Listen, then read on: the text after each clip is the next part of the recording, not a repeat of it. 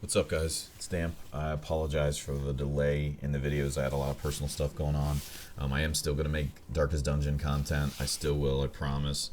But I'm actually going to try and diversify and start to make some videos on some other games that I feel I can help y'all out. So I don't pretend to have good stats, as you guys can see there. I won't play the game enough to be on a leaderboard for sure.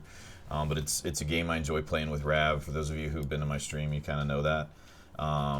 And it's probably a game I'll play for a long time. So the content you'll see moving forward will be more Escape from Tarkov, and now the NDA is lifted, and you'll see me play some Battlegrounds as well as DD as soon as I'm waiting on a couple balances to come out before I make my next videos. So as soon as they put a couple hot fix patches in, or they release the DLC, you'll see more content there. So what this video is about is just some quick tips with Battlegrounds. Since the game's huge right now, I figure some things maybe you guys don't know. They're really centered around obviously beginners, but I will come out with more and more advanced tips. I got a couple good links that I want to share with you all that got some tips. I'm gonna talk about some of the aiming. Currently, bullet drop is a little broken, so I'm not going to go into that today. But once they do fix it, I'll talk about bullet drop and how to use an ACOG and how to use mil-dot sights. For those of you who don't know, who I competitively shoot, so I can speak very well to that. So moving on. So I want to talk a little bit about some quick tips that you can help to make your life a little easier. So something that Damp doesn't do, because I kind of think it's bullshit, but it's pretty much well known on most of the streamers and high-end players, move the foliage to very low, which makes it a little bit easier for you to see some of the players. Often people are like, is that a bush or is that a player? Moving it to very low usually can help you discern between the two. However, it's not going to be the be-all, end-all, but it does make it a little bit easier as far as being able to tell people apart. The second thing is you go into controls and you go through here and you kind of read them, like, where the hell's hold breath? It's not in here. Why, I don't know, but hold breath is shift, and that's a huge tip. It's really, really helpful if you don't see it in here, obviously. So hold breath is, it's really awesome. You typically get a little bit of a zoom in, especially with the red dot and the irons, it kind of can help you obviously hold on target. You don't hold your breath long though, so plan accordingly. It's only about 2 to 3 seconds. And then obviously if you let it go longer, you can't sprint afterwards, and your aim is even worse than when you started. So that's the second thing. Next thing to talk about is as you go into your game. So I won't really go into that now, but as you go into your game, Control-T mutes the voices. Currently there's a bug when you're on the plane most of you know about. You probably know about the muting tip, but there's a bug that can just blow your eardrums out. So Control-T mutes voices once you're in game. There is no way to mute the guns during the prep phase either. I think a lot of people in the forums have asked for that, and we haven't seen it yet. Okay, so talking about the guns, and you're not going to see any gameplay here just simply because it's so new. I don't have anything saved from streams or anything, but talking about guns or there's a couple quick things I can go into. So the first of all, the AKM is kind of shunned, I think, by a lot of people, but it by far is the best gun under 30 meters in my opinion. In up close gunfights, inside of a more open house and not close quarters, it excels. It's typically 1 or 2 shots is dropping somebody. So if you do get in a gunfight with somebody that has an M16 or a SCAR, you are going to out damage them. Within probably 20 to 40 meters, it's probably the best gun in the game. Looking at all the ARs, they basically are going to do the same amount of damage. There isn't a huge difference between them. The big difference is the amount of accessories that they can have and what they can use, and you probably know that by now. The 416 can become the most stable, and it's almost like a tack driver once you have all the accessories on it, which we'll talk about in a second with what they do.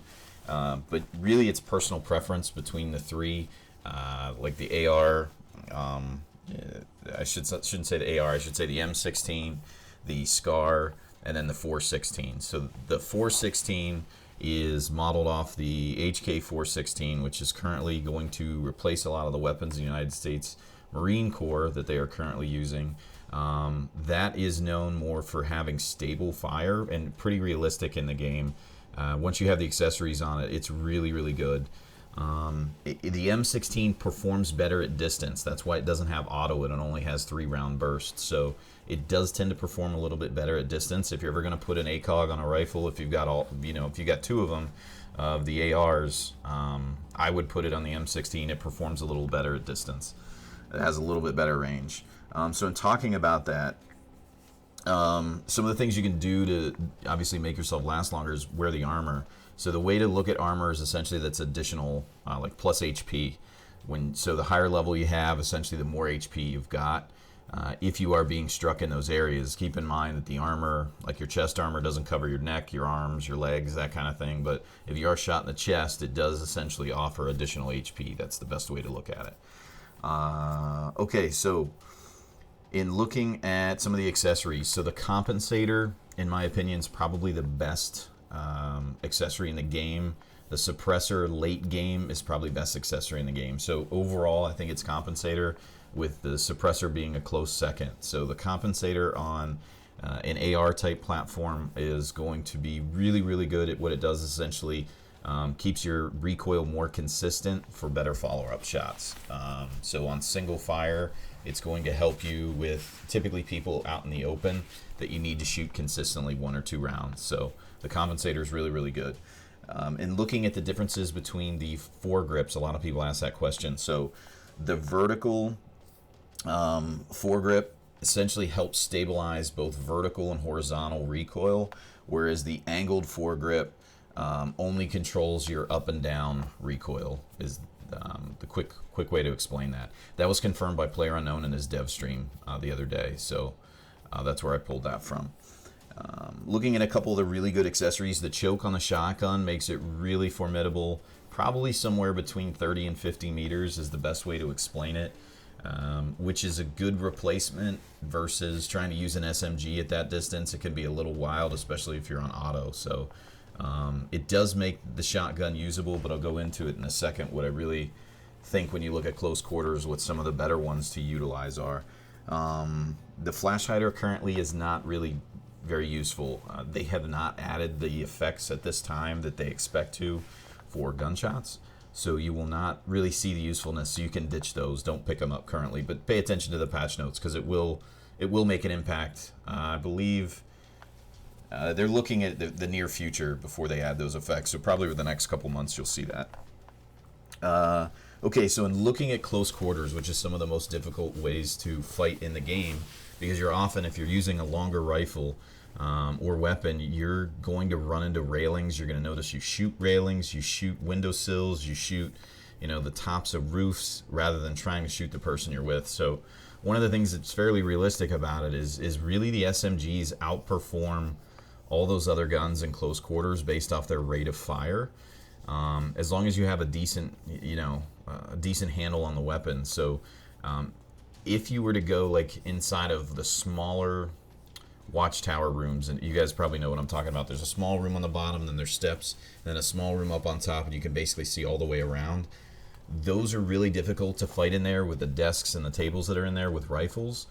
And even trying to shoot into a lot of the buildings, you'll notice that if you're up against the window, your rifle's going to run into it, and you may see a circle with a slash through it, you might not. But in utilizing some of the weapons that aren't as long as the shotgun or the rifles, I think that gives you a big advantage in weapon handling, which can be make or break in some of the gunfights, especially when they're unexpected.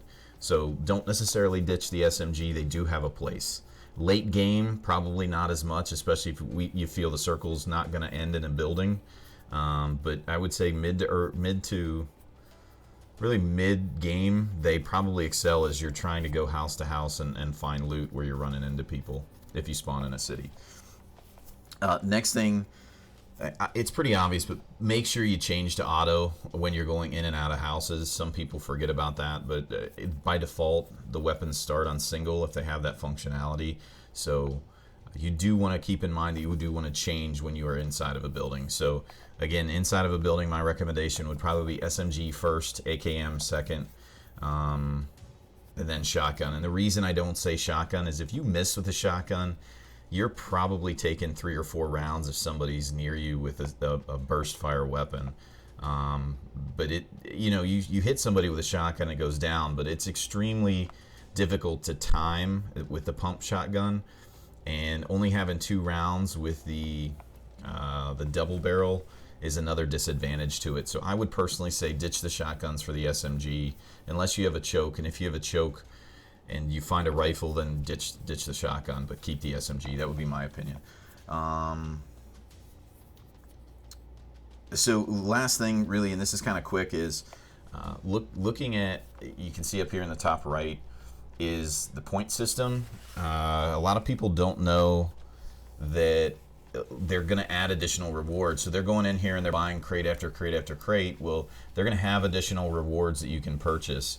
And this is going to function, the crate system will function much like CSGO. Again, that's confirmed on the dev stream. I do believe they're going to wait till full release for that. But, however, don't just go out blowing your points that you're acquiring. Primarily because you're going to have some other rewards. I think it's over the next 2 to 4 weeks, they said, if I remember correctly, that you'll see that. So you don't necessarily have to be stuck with these rewards. You got some other stuff that'll be coming out over the next few weeks. So that's it, guys. I wanted to keep it really around 10 minutes. So thanks for watching. I will be putting more stuff out soon. And thanks for your patience while I had all that stuff going on. See ya.